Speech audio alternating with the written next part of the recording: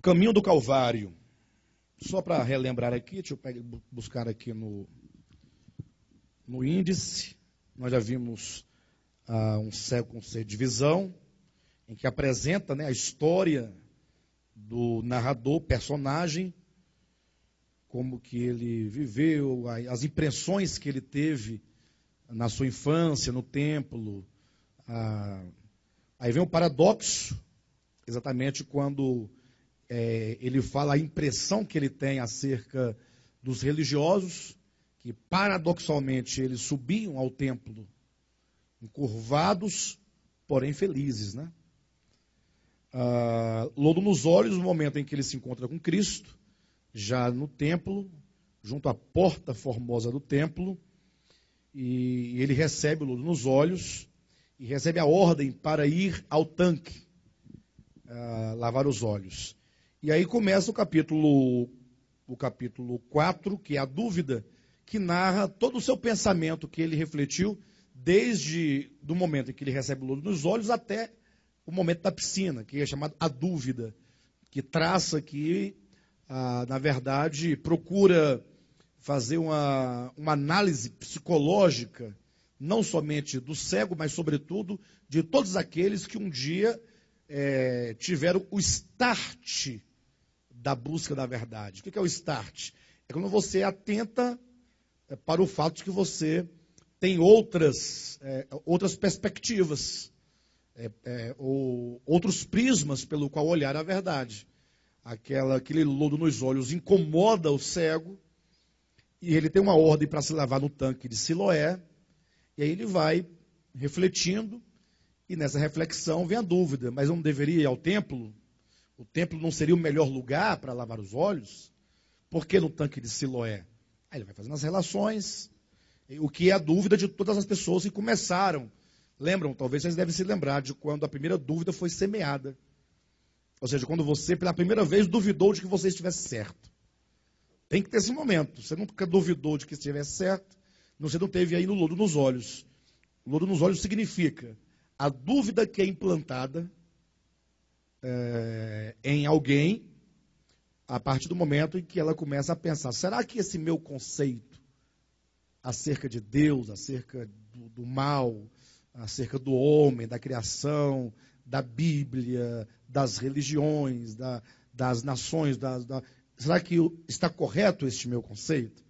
Quando você começa a pôr em dúvida, aí você então começa um processo de cura.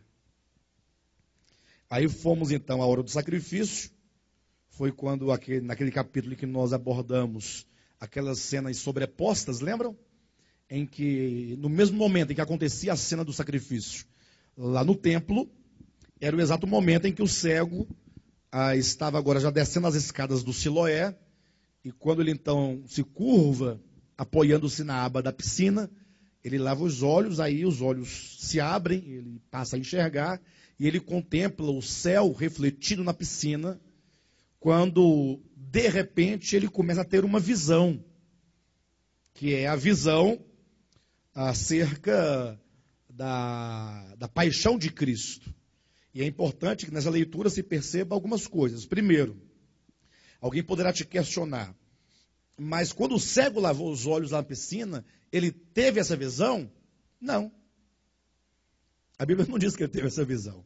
Nós tomamos esse enredo, essa história do cego, até o momento da piscina. Dali para frente começa um enredo criado, uma ficção, digamos nesse sentido, para dizer que, assim como aquele cego, ao ser curado, dentro da ficção, ele teve a visão da redenção, quando você que ler o livro tiver os olhos abertos, você também terá a visão da redenção.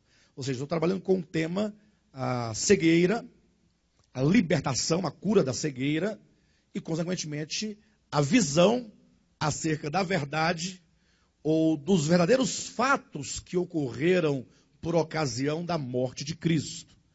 E esse é o aspecto revolucionário do livro. Eu estou dizendo, categoricamente, que a leitura que os cristãos fizeram desde a época dos pais da igreja. Olha a loucura. É uma loucura. Desde a época dos pais da igreja, que é o primeiro momento, imediato aos apóstolos, até os dias atuais, e daí nós temos a patrística, que vai do 2º século até o 7º século.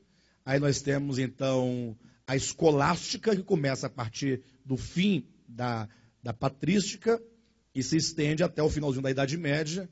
Vem o movimento protestante, aí nasce a hermenêutica, com o protestantismo, vai imaginando. E daí seguem-se as igrejas protestantes, com Calvino, que organiza o cristianismo protestante. Aí daí vai enfraquecendo, né? Agora começa a enfraquecer com o surgimento do movimento pentecostal, que é o enfraquecimento de toda uma era de pensadores. Não estou questionando se os pensadores das Escrituras eram bons ou ruins, ou se eles acertaram ou erraram. Eu digo que o movimento pentecostal é a decadência de um tempo em que houve pessoas pensando, filósofos pensando, homens que estudaram, pensaram, refletiram, fizeram teologia. Fazer teologia não é o curso de teologia, produzir material teológico, produzir pensamento teológico. Né?